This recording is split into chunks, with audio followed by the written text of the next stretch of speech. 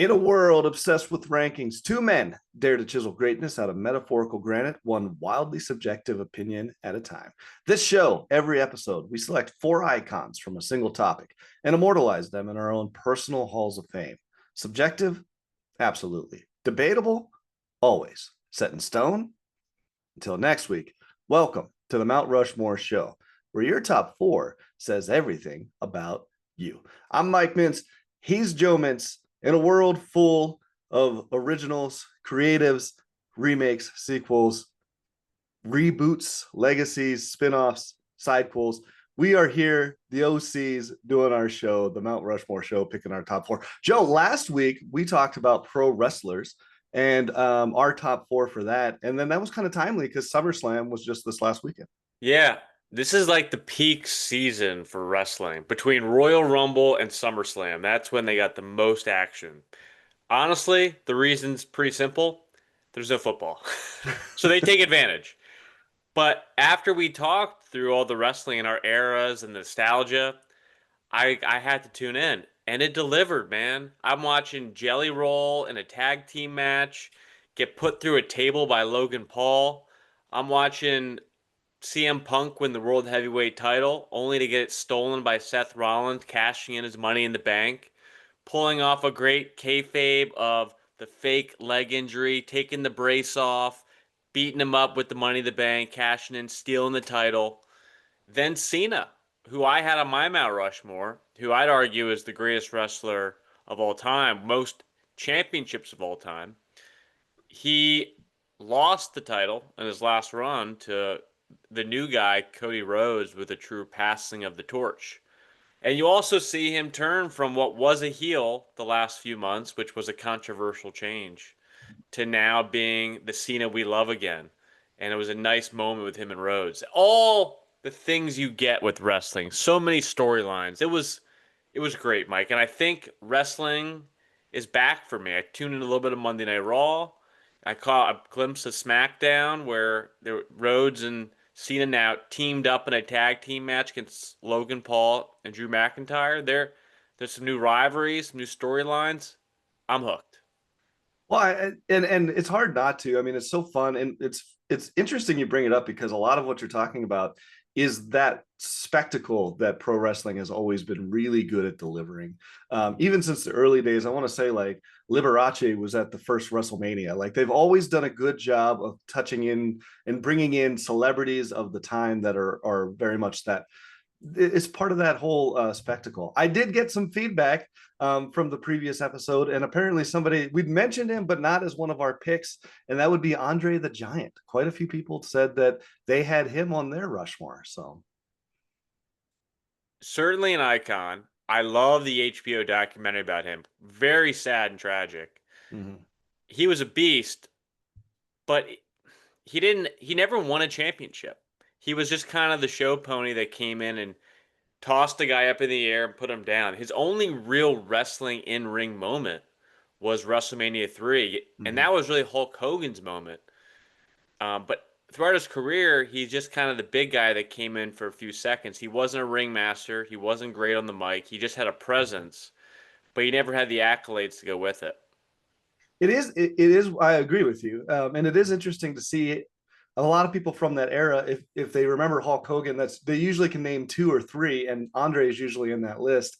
I know watching those backstage things that WWE Unreal, and in their big area in Stamford, they have the big giant poster of Andre the Giant. So he's obviously a giant influence and Sure. historical part. But I'm with you. Like, does he really fit onto a Mount Rushmore? Maybe if I was older, I might pick him. But because of our eras, I think it's kind of it's been surpassed. Maybe if a Mount Rushmore had 10 heads, he might make it. It's only four, man. We got tough It's picks it's here. it's tough to cut it down.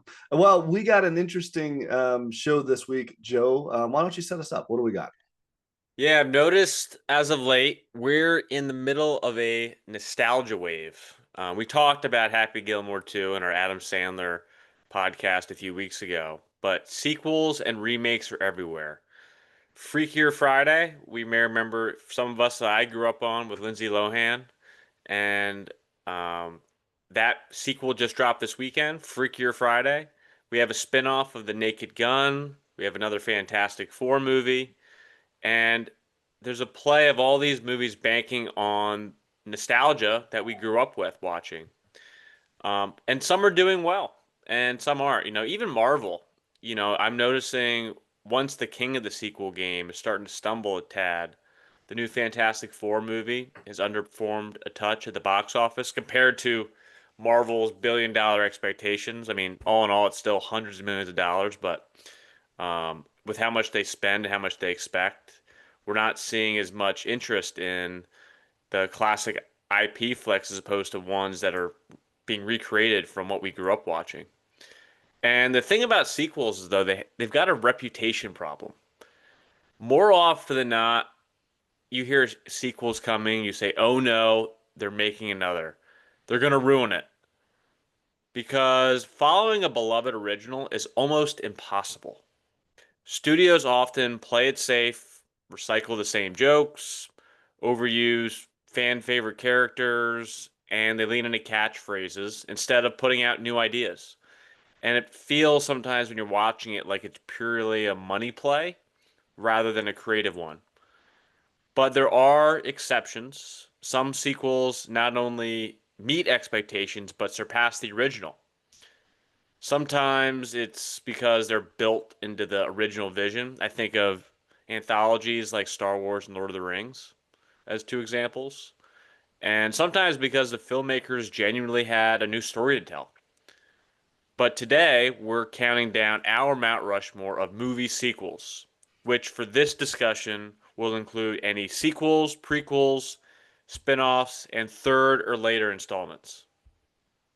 And I think that's fair, because a prequel doesn't really, it's not really before the original movie. It's based off of something that happened in the original film, and then you either want to go back to it or something like that. So really, it's a sequel. It just happens to be set before. So I think it's fair to put those. And yeah, third or later, I definitely have at least one on my list that's not a second, that is a third or a fourth in the franchise. And sometimes and I thought you did a great job setting this up, right? Like movie sequels and the oh no's. These things go all the way back. 1916 is historically considered the first time a movie sequel came out, which was Fall of a Nation, which was the sequel to Birth of a Nation. That would be a whole nother podcast. We're not going to get into it. Remakes go back almost as old as that. But you're right. There's this recent outpouring. I wouldn't even say in the last year, but maybe even the last decade or so of tons of sequels, prequels, reboots, spin-offs, legacy casting, and lots of people, and I hate that term, but lots of people are coming out going, is Hollywood out of ideas, or this is this all about IPs and kind of paying fan service and trying to make money. It's kind of like Spaceballs 2, which by the way, there is a Spaceballs 2 coming out, but in the original movie, they joked that they were going to call the sequel The Search for More Money. And you can't help but wonder if that's where, we've headed in the last 30 or 40 years. I can only speculate as to why they're doubling down on this trend now, but a prediction I have is there's less incentive for true originality with the growth of AI. If Mm. I tell AI to write me a sequel to Happy Gilmore, it knows everything about Happy Gilmore, knows what did well, what didn't, it knows the lines, and it can write something relatively new. Not to say that Happy Gilmore 2 was written by AI, but it's probably much easier for utilization of AI for following previously original movies or first installments as opposed to writing something purely from scratch. No, I think that's a really good take, and I don't think you're alone in that belief system of like, first of all, how much of the stuff that we're currently seeing, because AI's large language models aren't necessarily all that new, 2022, 2023. So we're a couple years in. There's already books on Amazon that you can buy that have been 100% written by AI. I mean, how much of the movies that we're seeing now are at least somehow influenced by the use of AI, and how is that going to affect the next 10, 15, 20 years of creative content? That's a great question. Yeah, that's an even bigger Yeah. topic to tackle. Maybe not today, but we do have our picks for the best sequels. All of mine coming before the advent of large language models and what we consider artificial intelligence. Joe, you already Likewise. set up a little bit of criteria. My criteria was kind of simple with this. I had to like it's not that the first one was bad. It's the first one's usually pretty good, and then you come into a sequel, and for me, the sequel has to not necessarily exceed, but it's got to be at least on the same level as the original. There's lots of great sequels that didn't live up to the original, and so those didn't make my list. Got it. Interesting. I would agree coincidentally, but I would say there are exceptions, and I'll only mention this if it's not on your Rushmore, of movies that you could argue the sequel is better than the first, or the first better than the second, but both stack up. Awesome. Well, I did you have more, Joe? I don't want to cut you off, so. No, it's just going to depend because I know similar to Andre the Giant criticism, if I don't mention this one, we'll hear about it. So we'll see how it plays out, whether or not I mention it as a safe, honorable mention. Well, let's. I'm going to kick off, and I'm going to kick off with one. I was going to put this last, but I'll put it first because this conversation. I don't know if this is the one, but to me, this is the consensus all around. But it's also my personal favorite sequel of all time, and that is Empire Strikes Back. Episode 5, Star Wars, the sequel. It's always fun. My kids watched the first couple of Star Wars movies with me, and then we got to the first one, and it was called Episode 4, and they were very confused. And I was like, "Welcome to my world." When I was a kid, right? How do you start in the middle of a story? But Episode 4, after watching all of the Star Wars backs, the original Star Wars, the New Hope, it's a great movie, but it's one of the worst of the Star Wars films. It's this real slow burn, and not a whole lot happens. When you get to the first sequel, when you get to Empire, you get everything that the first one set up. Now you get that story, and it's darker. It's more of a noir. It's got a lot more action going on. It's got the introduction of characters that are really interesting, like Yoda, that come into the fold. It's all around better paced, better setup. And it's one of those movies, it's to me the quintessential outdoing of the original. And that's hard to say considering the cultural phenomenon that the original Star Wars was. In my opinion, Empire does everything better than the original Star Wars did. And I look at that as a pick that's an exception because George Lucas, the creator of Star Wars, he had 6 films in mind when writing this. So he didn't make Star Wars A New Hope and then think, oh, fans love it. I should write Empire Strikes Back. And then you're writing with hindsight of what you know worked in the first one. Whereas when you write this many, regardless of fan reaction, you have a story in mind. I think that's why it worked. Part of the first one, what made it work was the spectacle of a movie it was. I mean, it redefined sci-fi and visual effects at the time. And it was less about the story. And it only got better because we got accustomed to now the sci-fi and the effects. And now the allure became the dialogue and the character development, which A New Hope delivered. Right. And you're absolutely right in the idea that what made Star Wars such a big deal, but what for me, what Empire does even better, and yeah, Lucas of course had at least an idea for 6, if not 9, and he's changed his tune quite a bit on where he was at with all of that stuff. But what I actually think makes Empire really impressive is that it's not Lucas, it's Kirshner. Erwin Kirshner takes over the Mm. direction of Empire Strikes Back, and he focuses more on the characters, which is very different than what Lucas had in mind. Actually, my favorite Star Wars movies are the ones that Lucas didn't direct. Interesting. I didn't know that. I thought he directed all of them. No, he did. He did 4, and then 5 was Kirshner, and then 6 was a guy actually who didn't do a whole lot. And then, of course, Lucas would come back and do 1, 2, and 3, but mostly because nobody else wanted to dare touch the prequels. So at the time, And I heard a story from Liam Neeson on the set of Star Wars Episode 1, working with George Lucas. And Lucas hated directing. mm-hmm. He didn't like working with actors. He didn't like being responsible for all the things on set. He just liked producing movies and writing storylines. And I think that makes a lot of sense why he handed that off. He only does it when he has to get it made, but it's not his first choice. No, and like I said, like I love Lucas. Don't get me wrong. He's got a. It's hard to say that the dude's not able to create an entire galaxy, and fill it and make it feel like it's lived in. And I think that's what really set the Star Wars movies apart. I love the Star Wars trilogy. I love the original trilogy. I don't mind the 1, 2, and 3. 7, 8, 9. It's not for me. But if I had to pick an all-time favorite, all the way down the list, or even the one that I would show anybody, it would be Episode 5, Empire Strikes Back. All right, that was not my honorable mention, but Okay, good. good. My first pick is The Dark Knight. Oh yeah. This wasn't just a sequel to Batman Begins. It was a crime epic that happened to have Batman in it. It felt very different than the first one. Christopher Nolan took the realistic tone of the first film and expanded the world without overstuffing it, I would say. Many people consider it the best comic book movie ever, and it definitely outshines Batman Begins, both scope and execution. Heath Ledger's Joker redefined the character, winning him an Oscar and became the stuff of legend. And box office reception wise, it made over $1 billion worldwide versus the first one made a fraction of that at 373 million.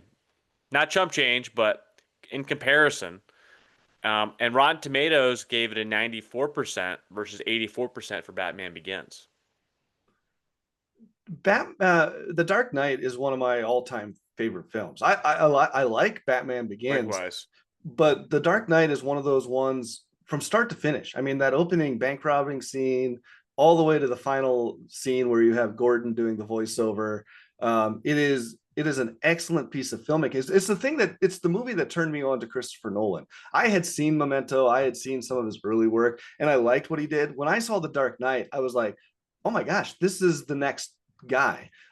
Since then, he's done some things that have been good. I mean, Inception was excellent. Interstellar is one of the greatest ones. But then some of the stuff like Tenet, which was like mind scratching, like where's he at here? And I know he's got some other stuff coming out, but that was the first time. I know a lot of people are big into Nolan now, but it's like, man, that was really the kickoff for me realizing the guy was an incredible talent. Was The Dark Knight. Absolutely.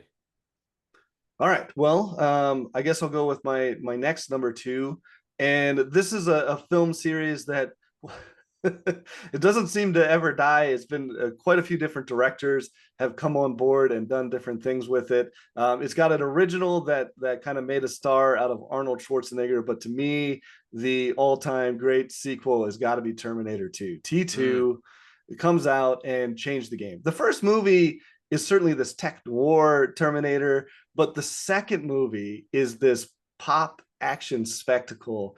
Uh, Talk about special effects. I mean, this was groundbreaking at the time. T2, Terminator 2 still holds up. Go if you can watch it, go watch it. The scene where, especially the scene on the underpass where the truck crashes over the bridge and lands into the underpass, like they did that for real. This is before like heavy CGI. There was a lot of practical effects, and to that credit, when you watch it today, you're like, man, this is just as good as anything that's come out since. It's got a cool story, it's got great effects, and it is solid from front to back. And it improves upon the original in every possible way, including taking the original villain and somehow repackaging them as the hero of the second part. I don't know if any other movies or series has ever really successfully done that like Terminator has. Yeah, Terminator 2 also took a different spin on the characters. Keep in mind, Arnold Schwarzenegger had a fairly small role in the first one. I mean, his name of his character is in the title, but it's really about Linda Hamilton, Mm-hmm. right? And that character.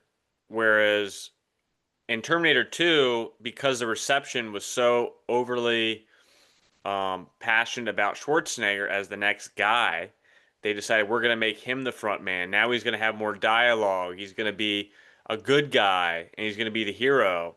So it changed direction based on what they found out from reception of the first film, which many times doesn't work, but in this case it did.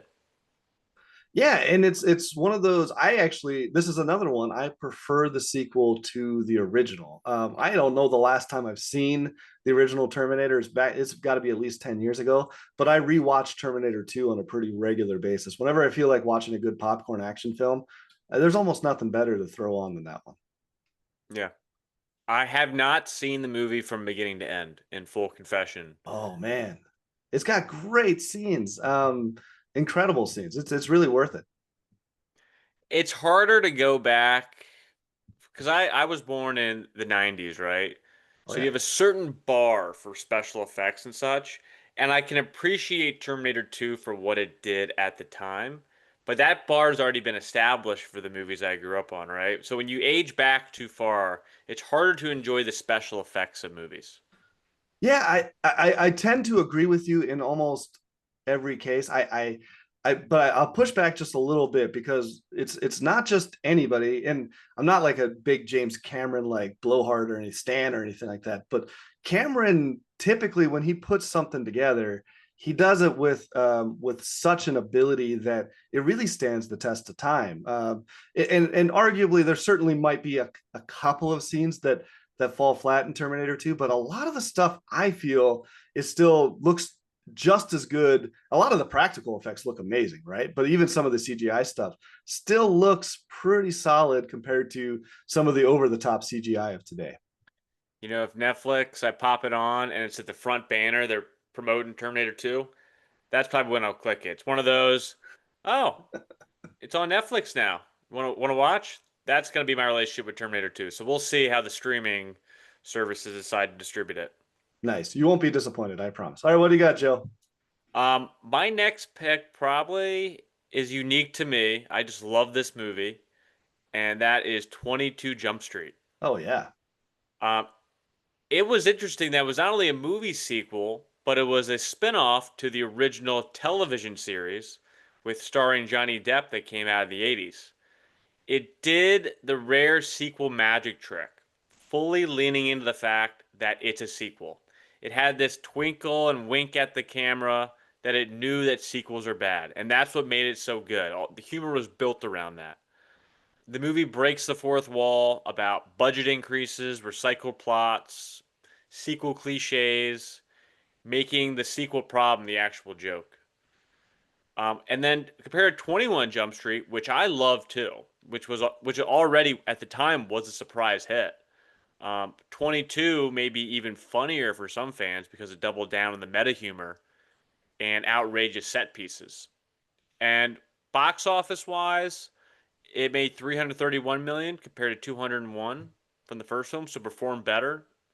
And they're neck and neck as far as Rotten Tomato review. I think it was 84% for 22 and then 85 for 21. So flip a coin. But I love this movie. I love the first one. And it's a rare sequel slash spinoff that actually worked. What's really hard to do is make a comedy sequel. I mean, look at the Oh amount of yeah. comedies that have come out, and then the failed sequels. I mean, you can list Dumb and Dumber 2, Zoolander 2, all of these garbage Anchorman sequels. 2. Anchorman 2 that are That was the just most disappointing one for me. That's one of my favorites. Hangover 2. I mean, basically pick a comedy movie that had a sequel, and you can almost guarantee the sequel is terrible. Like, don't even bother. 22 Jump Street kind of breaks that. Not kind of, really does a really good job. 22 Jump Street to me is just as good as the original. And to say that, I think is a glowing review of a comedy sequel. I love what you said. Like if the first one was certainly making a wink to the idea of remaking 80s television shows into 2000 2010 movies, the second one was definitely a wink to the fact of how ridiculous is it to make sequels. I love the characters. I love the way that they perform. You know what? My favorite part of that movie is the end where they do all of the potential sequels coming forward, like where they go to like cooking school and stuff like that. Right. To me, like that was the best joke of the whole thing is like how ridiculous is all of what we're doing here. So, Deadpool 2 yep. had a very similar take, and that worked for me. It was kind of a hard decision of which I was going to choose, but I had to go with 22. Well, either one would have been. Those are both very good kind of comedy-esque sequels. So that's a tough one. That's a tough genre. I'm gonna throw in my wild card. I always do for one of my picks here. This is probably unique to me and me only. I have a lot of action movies on my list, but I wanted to go with something that was a little different. And I know Freakier Friday is a Disney sequel, and here's my Disney sequel: Toy Story 2. I think is Hmm, one of the all-time great second movies. And a lot of it is personal. It's a nostalgic thing for me where I was in my life. I was quite a bit older. I was like late high school, if not into college at the time when I watched it. That was probably late high interesting. school. And but it brought back a lot of younger memories for me when I was like getting up into those late teenage years, kind of felt like a kid again. And I swear I could watch it right now. If you were like, Mike, instead of doing this podcast, let's watch Toy Story 2. I'm all in, man. I would watch it right now. And I think it's more of a personal attachment to it. I love it. I love the music. I think that it took what the original did and added on to it. I thought the plot was excellent. And it's just a lot of fun. Pixar was at the time, Pixar was hitting grand slams every time they went to bat, and Toy Story 2 is another one of those examples. Picturing 17-year-old Mike pulling up to see a Pixar movie in theaters. Unironically, by the way, we went and we enjoyed it. I went with a bunch of friends, and we were all high schoolers, and we all loved it. So it was great. Yeah, I liked it. I would still pick the first just for the nostalgic point. It's hard to beat that. I don't have. I know they've made several since. They Mm-hmm. might even still be making one now, for all I know. I've kind of lost count with some of these Pixar flicks, but the first two are the ones that stick out to me the most. Yeah, agreed. And like I said, personal opinion, but I love Toy Story 2. I like the original, and that's another thing is like I love the original of all of these, but I also like this one just as much, if not better. All right, Joe, what do you got? I'm going to pick a relatively recent sequel, and that is Top Gun Maverick. Good choice. It didn't just cash in on nostalgia. I think it was 30 plus years following the original, but it built on it. The film paid tribute to the original while telling a fresh, emotional story with higher stakes. I would argue better cinematography, just given the uh, differentiation in how the movie landscape has evolved since the 80s, and an actual character arc for Maverick. For many, they would say it surpassed the original, partly because the original's plot was fairly thin compared to the spectacle of the movie. I kind of compare it to your Star Wars take, is you fell in love with it because the visual effects were so overwhelming, whereas the second one had that and then more. And Maverick gave depth to the character and delivered, I would say, an adrenaline rush that played perfectly in theaters. And why many say at the time Tom Cruise saved movies. Because before Top Gun Maverick, this is right after COVID. People are doubling down on sitting and watching movies on their couch with all the availability of streaming. And people aren't going to theaters. And Tom Cruise delays the release of Top Gun Maverick. People begged him to put it out on Netflix, Amazon, something.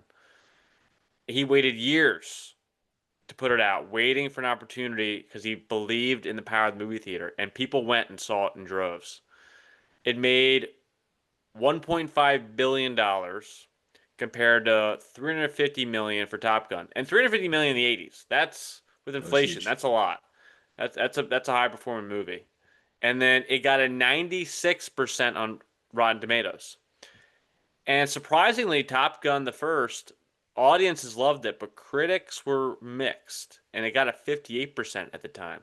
So this was a not only audience pleaser, but critics loved it too, and got Yeah, several Academy Award nominations as well. it, Top Gun Maverick is a great choice, and it's another. You're picking some interesting ones because it's a legacy sequel, and that's another category that you could go through and find a bunch of terrible legacy sequels. Lots of 20 years later trying to come back and recapture the magic, and it's just not working. Top Gun Maverick might be the best of those ideas, and it's great because Tom Cruise is Tom Cruise. He's always going to do an excellent job. The original Top Gun is one of my all-time favorite movies. Tony Scott is, if we were doing a Mountain Rushmore of directors, he's my consensus number one overall. He, rest in peace. If you were going to tell me that a director was going to take over the mantle of Tony Scott, I don't know if you could pick a better guy than Kosinski. Kosinski right now seems to be the heir apparent to that whole genre of those great 80s Yeah. music video style art auteurs. I love Top Gun Maverick. I thought it was great. The visuals are excellent. The stuff in the, Kaczynski wanted to film a lot of the stuff for real, so those guys are actually in fighter jets, and that type of filmmaking is exhilarating to see it, especially on the big screen when you're in the theater. Like delaying it, Tom Cruise is right. Delay that thing. Let people get in the theater, see it on the big screen in the IMAX, hear the sound, because it's just that another element to the filmmaking. Yeah, it rocked.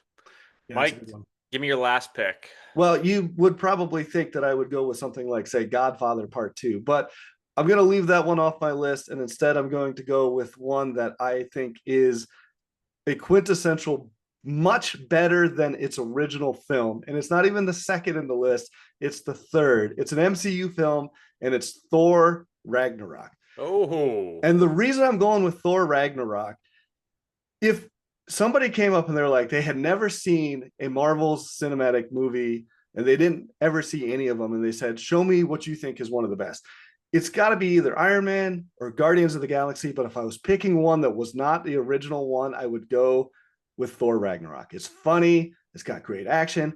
It might actually be my actual favorite MCU film is Thor Ragnarok. I saw Ragnarok, and it was such a different take from the first Mm-hmm. two that I thought were so vanilla.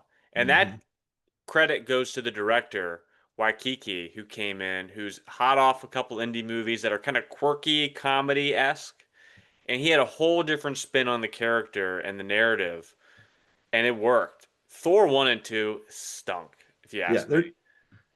they're The not good. third one, the comedic chops that they let Hemsworth demonstrate in that character, it kind of felt like a little bit of the Guardians of the Galaxy type model that the MCU was now churning towards, not taking itself so seriously.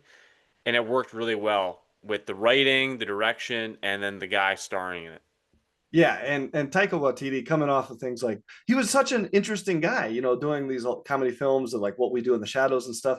To Flight of give the him, Concords, where he got his yeah, bones, that HBO TV show. yeah, to give a guy like that a big time tentpole film, you would think this is probably a recipe for disaster or greatness. And luckily for us, it was the latter. I mean, for him to come in and change Thor, I don't mind the original Thor. I think the second Thor movie is the worst MCU film.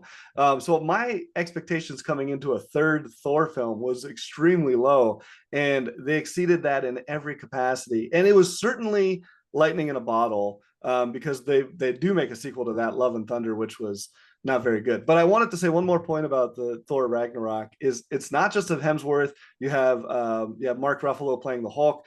You have obviously Loki and Tom Hiddleston, but my favorite side character or other supporting character in that whole thing has got to be Jeff Goldblum as the Oh, the same Grandmaster. thing. Yeah, Jeff Goldblum is a point in his career where he just plays Jeff Goldblum.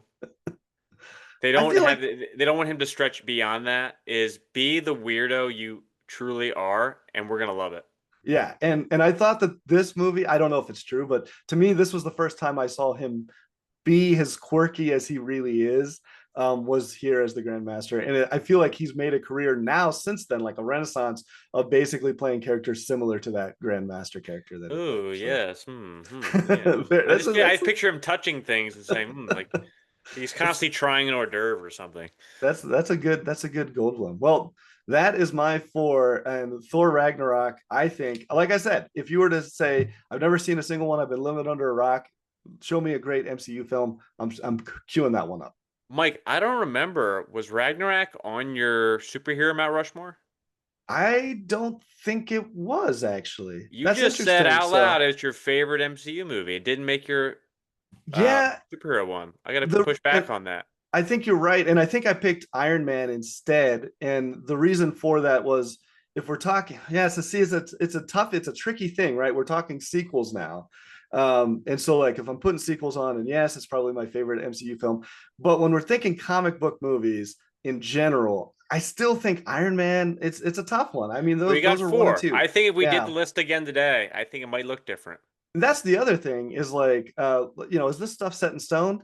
Until the next week and when I change my mind, and that's constantly happening. So, My last one is a very popular series. Many people wouldn't pick my movie as their favorite of the installment.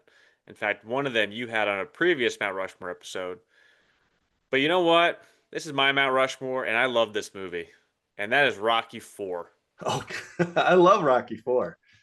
It leaned into everything that made Rocky great to me, the underdog grit, the training montages, the heart. It turned the volume all the way up. It became a Cold War symbol with Rocky versus Drago as a metaphor for USA versus the Soviet Union. And it's so quotable to me. When I think of Apollo Creed dying, I think of Rocky going against Drago, the machine, I will break you. If he dies, he dies. I recite those lines more often than I like to admit in my day-to-day life. And the victory has the end with the American flag over his chest. Is it the most well-written movie of all time? No. But do I watch it and love it and am entertained the entire way and feel like fist bumping for the United States and pride the whole way through? Yes. And that's why it made it. Um, because Rocky won an Academy Award and was a very, very different movie. In fact, Rocky was a very different character at that point, but it's the most rewatchable and culturally iconic to me still. It made 300 million worldwide, a crap ton at the time, versus 225 for Rocky 2 and 117 million for Rocky 3.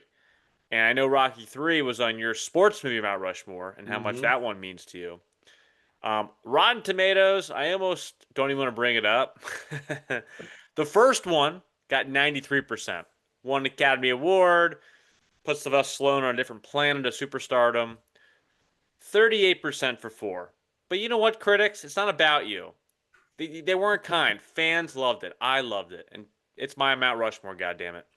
Yeah, and it's a fair pick, and obviously you're probably catching flack for it, but why? I mean, Rocky Four, it's a third montage. I mean, if you love great '80s music set to great workout scenes, and some of the most iconic ones. I mean, him going through the snow with the big thing on his shoulders, and then I like the intermixing where you have Drago doing his workouts as well, as you get to see the villains montage. What a great villain! I mean, the Rocky series is full of great villains, and Drago is just another one on the list, maybe the best. This unbeatable Russian machine with the bleach blonde, Dolph Lundgren. Come on, man. He killed Apollo Creed. I mean, the guy is the absolute bad guy. Yeah, and as a story, you think about it, is this bigger than some sort of boxing movie? Is this mean something more at the time? This idea of this Cold War, Russia as the villain, America as the hero, and Rocky being a symbol of hope, and then you get the flag at the end. Yeah, it's hard for me because I absolutely love Rocky Four, and some people might say is a guilty pleasure, but really it's just a pleasure. It's another one of those films right now. If you wanted to watch it, let's watch it, man. I'd be down, no problem. 100%. Now, that's our four for each of us. I have to mention something you touched on. I mentioned at the top of this that I would mention it if it wasn't on your list, and that is The Godfather Part 2. Of course, that's This is going to be. not on my Mount Rushmore. I'm making that clear, but I have to acknowledge it for people that have such a love for this movie. It's one of the rare sequels that matches or for many surpasses the original. It deepened the Corleone family saga. It, I think, balanced Michael's cold, calculated rise with Vito's origin story really well. And it's considered by critics as one of the greatest films ever made, and the only sequel to win the Oscar for Best Picture. I respect it for what it is, but for my personal taste and the style of movies I grew up with, it's just a little too slow. I admire the craft, but it doesn't land in my rewatch rotation the same way my Mount Rushmore picks do. Godfather Part Two is, like you said, it's this consensus. If you go onto Google right now and type in greatest sequels ever made, that's on First everybody's one. list. Yeah, and it's at the top of the list of pretty much everybody's list. It probably deserves to be there. Mario Puzo, fantastic. Not really a screenwriter. Like when he wrote the first one, he didn't know what he was doing, which was actually probably why that movie's so good, is because it's so original. If we're talking about where we're headed towards a future of homogenization of screenplays, maybe we need more of that. Take people that don't know what they're doing to make a movie. I like The Godfather. I don't like three, but I like The Godfather at least one and two. The performances are fantastic. Interesting little tidbit. I love little bits of movie trivia. Godfather Part Two has got a distinction. It is the first time that two actors have won a Best Supporting Oscar for playing the same character. As Marlon Brando was the Don Corleone in the first movie, won the actor or the Oscar. Then Robert De Niro plays Vito Corleone in the sequel and also wins the Oscar. So the first time in movie history that two actors get this award for playing the same character. Kind of interesting. I'm gonna put you on the spot, Mike. Who's your favorite Corleone or Vito Corleone, I should say?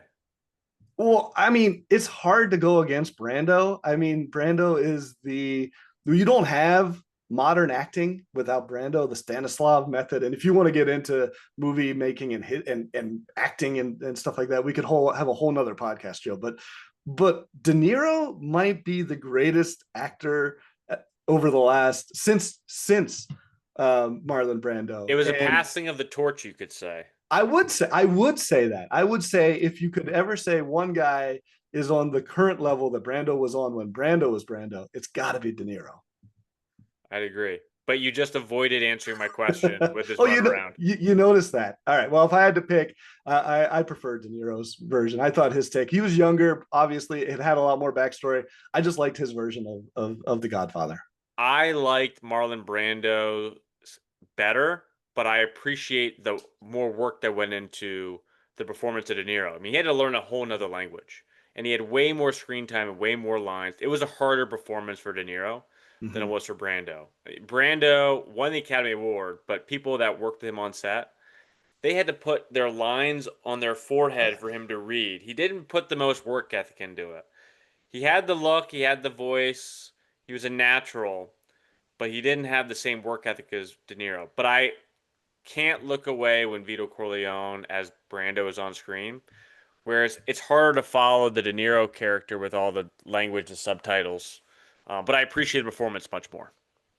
Yeah, and I like you brought up some of Brand. If anybody's listening and they're like, did really they had to hold up signs? Come on, Marlon Brando has some of the greatest stories in Hollywood history about his non-performances. Just look up what he did in Superman, and it's hilarious, but it also awesome somehow in the same breath. I don't know. Well, I would say sequels aren't going anywhere. Studios know nostalgia sells, especially for millennials and Gen Xers who now have disposable income. Expect more legacy sequels. I think like the Gladiator 2, Beetlejuice types, Mm-hmm. and more spin-offs that mine every ounce of familiar IP. The challenge will be finding that balance between honoring the original and actually telling a story worth telling. Because when they get it right, sequels can be just as legendary as the first time around. Agreed. And that is our picks here for our Mount Rushmore. But the real question is what would you carve onto your mountain? Until the next episode, I'm Mike Mintz. He's Joe Mintz. And this is the Mount Rushmore Show.